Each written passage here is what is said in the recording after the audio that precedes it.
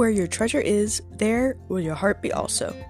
God has hidden unlimited treasures in His Word. Every time we open it, we can discover a new treasure, or admire an old one. What will we find today? Let's dig in. Here's Carla Early with Treasure Hunt in the Word.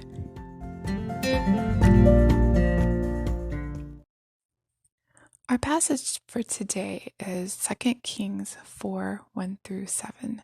Since it's not an extremely well-known passage, I want to read it to you.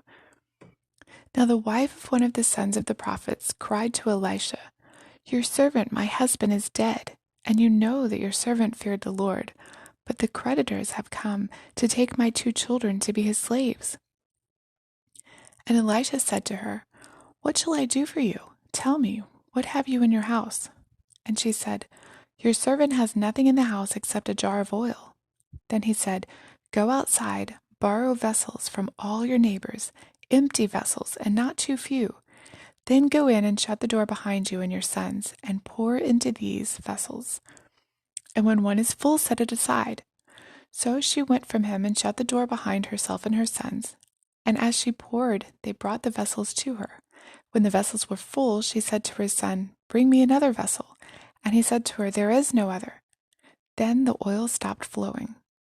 She came and told the man of God, and he said, "Go, sell the oil and pay your debts, and you and your sons can live on the rest."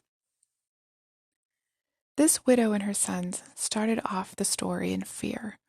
With her husband out of the picture and 2 little boys to care for, even if her husband had had no outstanding debts, a single mother had very few ways of supporting herself until her sons were old enough to work to support her.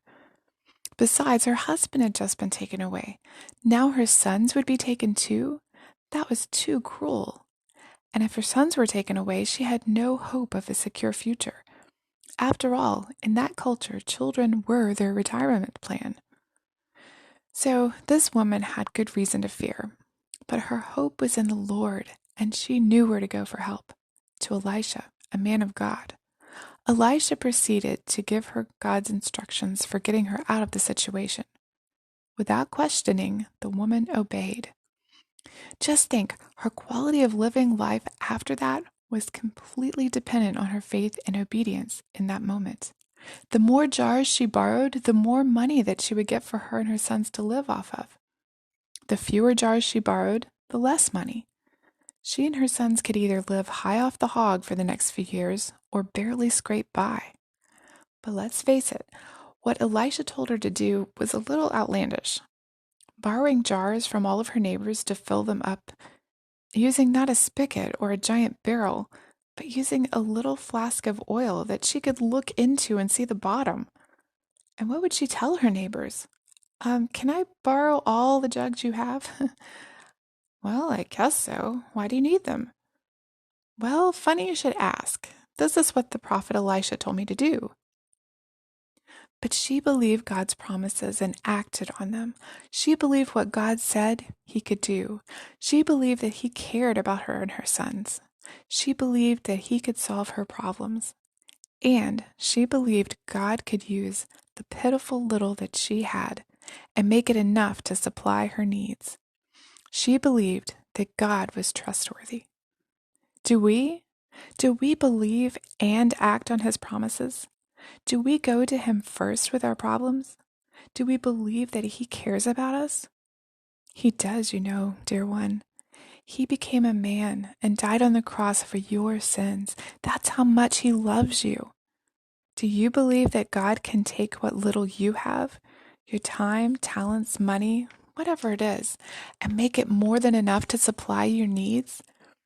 Hey, he owns the cattle on 1,000 hills. He can definitely spare you, his beloved child, a side of beef. What I mean is, God can provide for your needs, whether it's a need of a job, a friend, or even just a hug. You can trust him without fear because he is trustworthy. He loves you, he cares about you, and he's in control. His timing is perfect. So think about it today. How many pots would you have borrowed? As always, we'd love to hear from you. If you'd like to share a treasure, support this ministry, or get Carla to speak at an event, please contact us at treasurehuntintheword@gmail.com. You can listen to other episodes on our website, which you can find in the description below. Thanks for listening, and have a great day.